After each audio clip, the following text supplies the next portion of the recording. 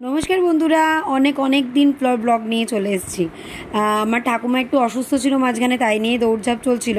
আর এটা চিনির হচ্ছে ইন্ডিয়াস কিডস ফ্যাশন উইকের অডিশনের ব্লগ। অনেকেই দেখতে চেয়েছিল কিভাবে প্রসিডিওর হয়েছে, তাই দেখতে থাকো আর দেখো চিনি কি বলছে।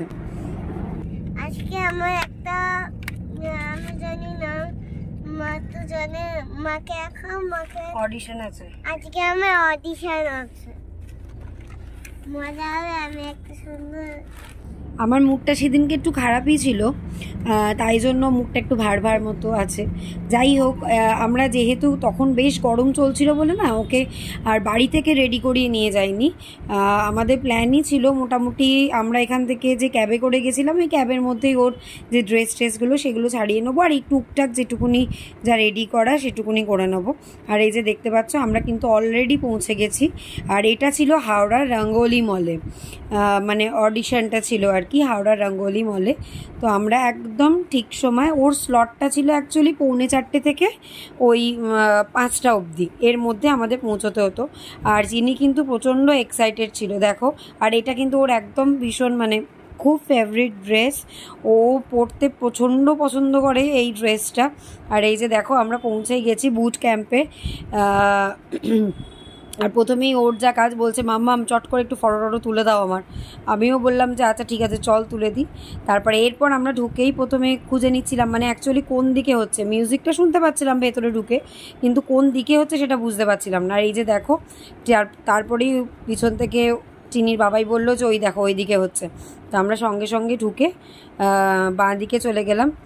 আর এখানে কিন্তু অনেক বাচ্চারা এসেছিলো পার্টিসিপেট করার জন্য, অডিশন দেওয়ার জন্য।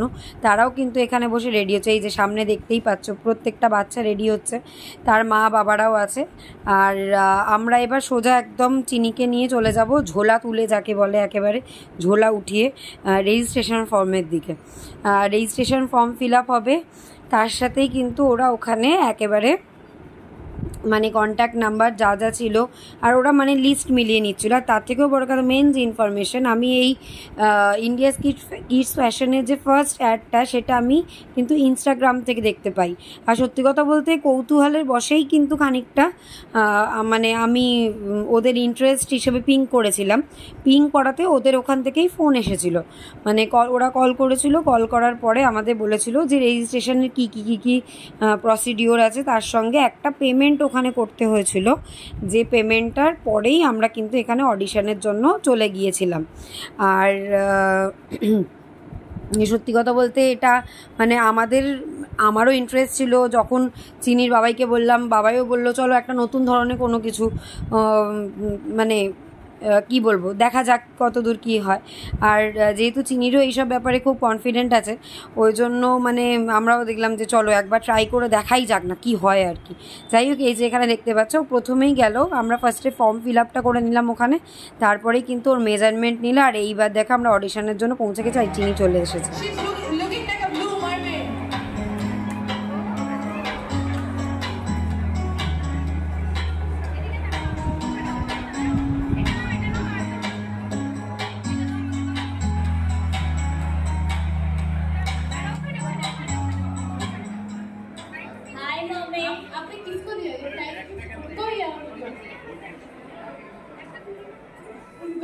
आपको नहीं दिया ठीक है।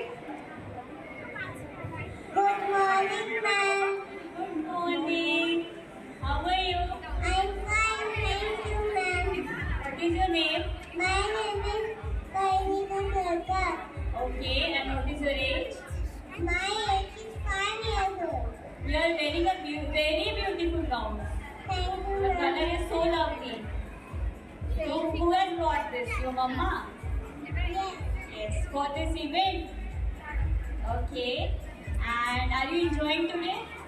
Yes. You want to win? And what you will do after winning? I will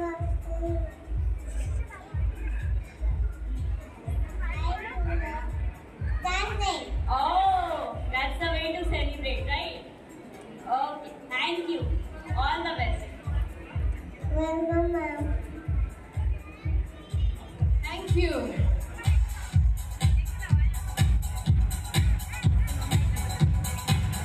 চলো, আমাদের মোটামুটি অডিশন হয়ে গেছে।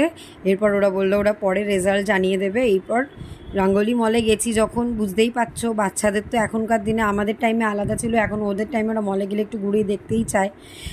তা ওখানেই গিয়ে একটু টুকটাক ঘুরে টুরে নিলাম। আর এই যে দেখো হাতে যে ব্যাগটা দিয়েছে ওটার মধ্যে একটা সার্টিফিকেট ছিল, আর ওদের স্পন্সরের তরফ থেকে জাস্ট একটা টোকেন অফ লাভ ছিল, আর কিছু ছিল না সেরকমভাবে। আর হ্যাঁ, এখানে যে ফটো ক্লিক করা হয়েছিল সেই ফটোর একটা করে ফটোকপি ওরা একটা ফ্রেম করে দিয়ে দিচ্ছিল। যাই হোক, আমরা একটুখানি ঘুরে নিলাম। সেরকম খুব বিশেষ একটা মলটাতে ঘোরার মতো কিছু ছিল না, অর্ধেক মানে সব যেগুলো ছিল সেগুলো বন্ধই ছিল। যাই হোক, চিনির ঘোরার ইচ্ছে ছিল তাই জন্য একটু ঘুরে নিলাম। আর ও ওপর থেকে নিচে কিন্তু একটা টয় ট্রেন দেখতে পেয়েছিল, যেটা গোটা মলটা নিচের দিকটাতে বাচ্চাগুলোকে ঘোরাচ্ছিল।